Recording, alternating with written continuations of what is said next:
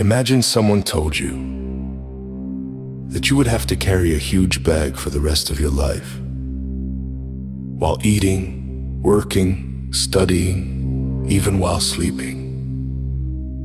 You would probably say, "That's impossible, my back would break." But the truth is, you are already doing it. You carry a meaningless comment your boss made in the morning. You carry the condescending look of your neighbor. You carry a comment you saw on social media. You carry all of them in your mind and walk around with them all day. As a result, your psychological back bends, your energy drains, and you get irritated by the smallest things. That's why today we will learn the art of putting the bag down. In other words, the art of not overthinking, so you can live a lighter and more peaceful life. Now let me tell you an old story.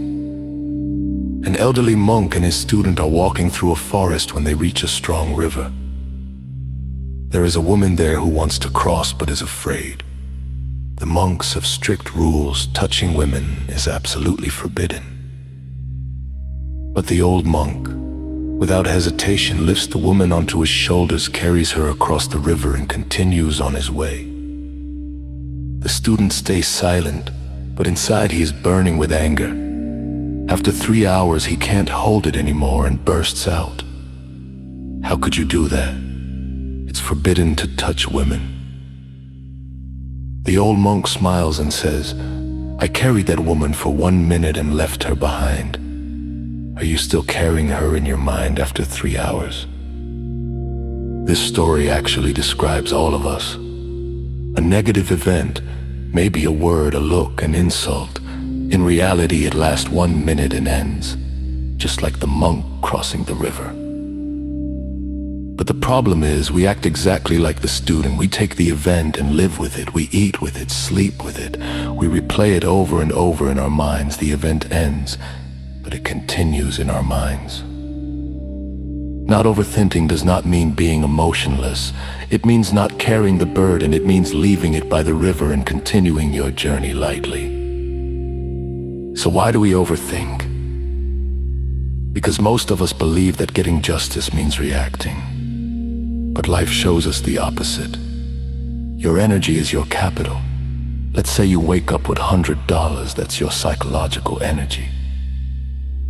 Every time you get triggered, for example, when a driver honks at you at a red light, you pay $10. When you argue with someone on social media, you pay another $10.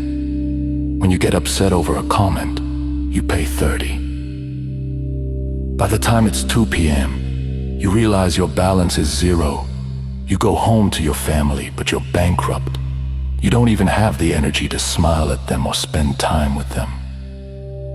So ask yourself, are those people and events worth the energy that belongs to your home and your loved ones?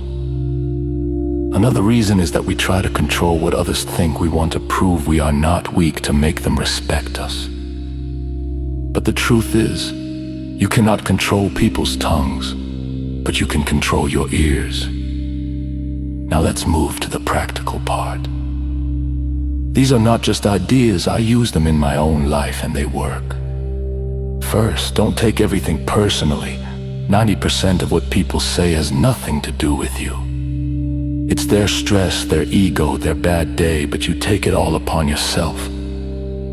Stop carrying everyone else's burden. Your own is already heavy enough. Instead of reacting with anger, look with compassion. A person who treats you badly is often struggling inside. A healthy person does not harm others. So instead of getting angry, feel compassion. You can say to yourself, they must be going through something difficult. Clearly, they have something unresolved inside. Because most of the time, it's a reflection of their inner world. This perspective turns anger into calmness. Second, think of life like social media. When you see a post you don't like, what do? You scroll past it. Do the same in real life. Did someone insult you? Scroll. Is someone annoying? Scroll. Focus only on the good posts of your day. A smile, a delicious meal, a small achievement. Because your life is what you choose to focus on. Scrolling is not physical, it's a mental choice. An event happens, you do what's necessary, but you don't keep it in your mind. You scroll past it. Spend your energy wisely. Not everything deserves a reaction. Ask yourself, is this person or situation worth my energy? If the answer is no, the matter is closed. Third, stop replaying things in your mind. An event happened and ended. But what do? Replay it again and again. This is where the real burden forms. Catch yourself. If you are thinking about the same thing for the second time, tell yourself, I've already thought about this, I won't repeat it. The mind requires discipline. If you don't allow it, it cannot grow into something bigger. And most importantly, letting go doesn't happen instantly. But every time you let go, you feel a little lighter. Every time you choose not to overthink, you become a little freer. Remember this. Being strong is not about enduring everything. Being strong is knowing what not to carry. And today, do just one thing. Notice the first unnecessary thought that comes to your mind, and consciously let it go. Just one. Tomorrow, let go of another, then another. After some time, you will realize that the heavy bag is gone, because you stopped carrying it. Finally, life is not worth this much stress. You are a guest here and time is short. Don't spend it fighting with people you won't even remember a year from now. Take the bag off your shoulders and walk lightly.